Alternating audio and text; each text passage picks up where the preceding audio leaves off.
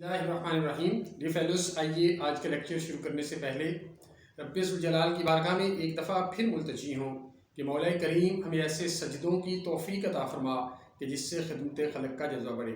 D fellows, آج جو اہم ٹاپک ہم ٹیک اپ کرنے جا رہے ہیں وہ ہے کسی جانور کا کسی شخص پر حملہ آور ہونا یا کسی کتے وغیرہ کا انسان کو کاٹنا۔ ڈی فیلوز، دو تین طرح کی پرپوزیشن سامنے آتی ہیں کہ بعض دفعہ کسی شخص کو کوئی آوارہ کتا کاٹ لیتا ہے یا کوئی کتا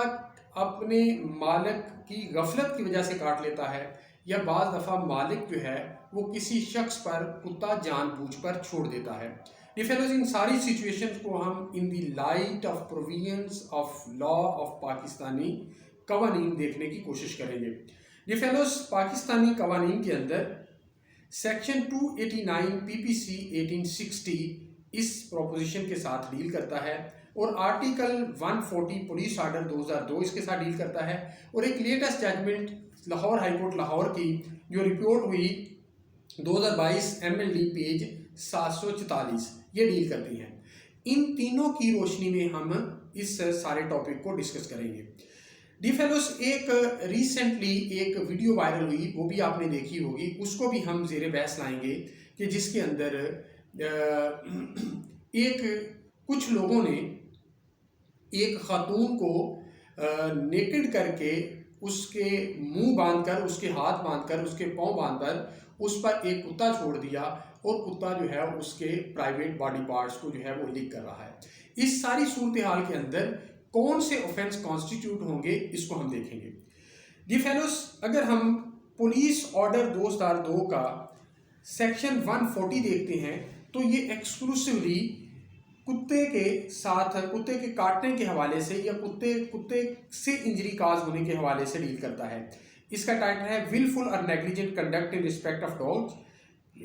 یہ کچھ اس طرح ہے: no person shall in any street or public place let loose any dog willfully or negligently so as to cause danger, injury, alarm or annoyance, or suffer a ferocious dog to be at large without a muzzle, or set on a dog to attack any person or horse or other animal۔ D fellows, یہ general بات کرتا ہے کہ اگر کوئی شخص نیگلیجنٹلی کسی کتے کو چھوڑ دیتا ہے یا اس کو رسی ڈالنے کے بغیر جو ہے اسے رکھتا ہے اور وہ کسی شخص کو کاٹ لیتا ہے، یا جان بوجھ پر کسی شخص پر چھوڑ دیتا ہے، کسی گھوڑے پر چھوڑ دیتا ہے یا اینیمل پر چھوڑ دیتا ہے، تو اس کی سزا ہے آن conviction shall be punished with fine which may extend to 10,000 rupee or default of payment with imprisonment for a term not exceeding 30 days، اور یہ نان کوگنیزیبل اوفینس ہے۔ ڈی فیلوز، یہ مائنر پنشمنٹ ہے، اور اسی طرح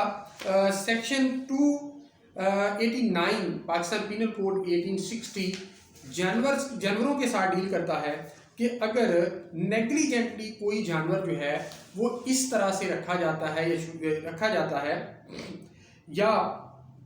وہ due to the negligence of owner جو ہے وہ کسی کو نقصان پہنچاتا ہے تو کیا سزا ہوگی، یہ بھی میں آپ کے سامنے ریلوڈ کر دیتا ہوں۔ آگے section 289 Pakistan penal code 1860 deal کرتا ہے negligent conduct with respect to animal. یہ جنرل اینیملز کی بات کرتا ہے جس کے اندر کتا بھی شامل ہے کہ whoever knowingly or negligently omits to take such order with any animal in his possession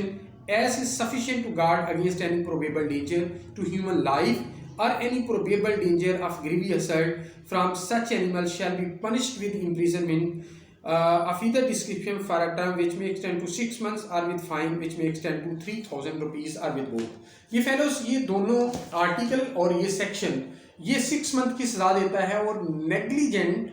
نیگلیجنٹلی اگر مالک کی نیگلیجنس کی وجہ سے کتا کاٹ لیتا ہے تو یہ ان کی سزا، اور پولیس آرڈر والا جو ہے وہ willful نیگلیجنس کی بات کرتا ہے، اگر جانور جو ہے وہ چھوڑ دیا جاتا ہے، کتا چھوڑ دیا جاتا ہے اور اس کے نتیجے میں یہ اوفینس لگے گا۔ ڈی فیلوز، لیکن آج ہماری مین تھرسٹ آف ڈسکشن جو ہے وہ 2020 MLD 744 ججمنٹ ہے، جس کے اندر for the first time elaborate کیا گیا کہ اگر مالک جو ہے وہ اپنے کسی جانور کو یا کتے کو willfully کسی شخص پر چھوڑ دیتا ہے تو کیا اس صورت میں یہ سیکشن 289 یا آرٹیکل 140 لگے گا یا اس پر کوئی اور سیکشن لگے گا. ڈیئر فیلوز، اس کے فیکٹ کچھ اس طرح ہیں کہ ملزم نے پر الزام یہ تھا کہ اس نے اپنے کتے کو اشارہ کر کے مدعی پر چھوڑ دیا اور کتے نے مستحق کی ٹانگ کو کاٹ لیا، اور اس پر جو پولیس نے سیکشن لگایا وہ 289 لگایا. لیکن ہائی کورٹ نے یہ ہیلڈ کیا کہ نہیں، اس کتے کے کاٹنے سے جو زخم بنے وہ میڈیکو لیگل رپورٹ کے اندر جو آئے وہ سیکشن لگیں گے، اس لیے کہ یہاں پر جو کتا ہے وہ as a weapon of offence استعمال ہوا ہے. ڈیئر فیلوز، اس ججمنٹ کے اندر categorically honourable high court Lahore نے یہ ہیلڈ کر دیا کہ کتا یا جانور اگر اس کو ولفلی اس کا آنر جو ہے کسی شخص پر چھوڑتا ہے، اس کے نتیجے میں جو زخم اس کو کاز ہوتے ہیں اس کا ذمہ دار وہ آنر ہوگا. تو گویا یہاں پر ہیلڈ یہ کیا کہ کتا یا جانور بطور ویپن آف اوفینس استعمال ہو سکتا ہے. اب ڈیئر فیلوز آتے ہیں اس ویڈیو کی طرف جس کا میں نے ذکر کیا کہ جس میں ایک خاتون کے سٹرپ آف کر کے سارے کپڑے نیکڈ صورت میں اس کے منہ کو باندھ پر، ہاتھ کو باندھ پر، اس کے پاؤں کو باندھ پر اس پر کتا چھوڑ دیا، اور کتا جو ہے اس کے نیکڈ باڈی جو پرائیویٹ باڈی پارٹس ہیں ان کو لیک کر رہا ہے. ڈیئر فیلوز، اس صورت میں جب 375 جو ریپ ایکٹ 2021 نئی امینڈمنٹ آئی ہے پاکستان پینل کوڈ کے اندر، اس کے اندر جب ہم پڑھتے ہیں تو لفظ پرسن کا استعمال ہوا ہے، اور یا اوبجیکٹ کے ذریعے پرسن جو ہے وہ ریپ کمٹ کرتا ہے، جس کو ہم ڈیجیٹل ریپ بھی کہتے ہیں. ڈیئر فیلوز، اس کے جو انگریڈینٹس ہیں وہ تو کانسٹیٹیوٹ نہیں ہو رہے، لیکن اس سے انالوجی اسٹریچ کر کے کہ اگر ایک کتے کو کسی اوفینس کے لیے استعمال کیا جا رہا ہے اور وہ بطور ویپن آف اوفینس استعمال ہوتا ہے تو اس اوفینس کا ذمہ دار جو ہے وہ مالک ہوگا. یہ میری انڈرسٹینڈنگ ہے اس پر، لیکن ایک گرے ایریا ہے، لیجسلیچر کو لیجسلیشن کرنی چاہیے. ڈیئر فیلوز، یہ تھا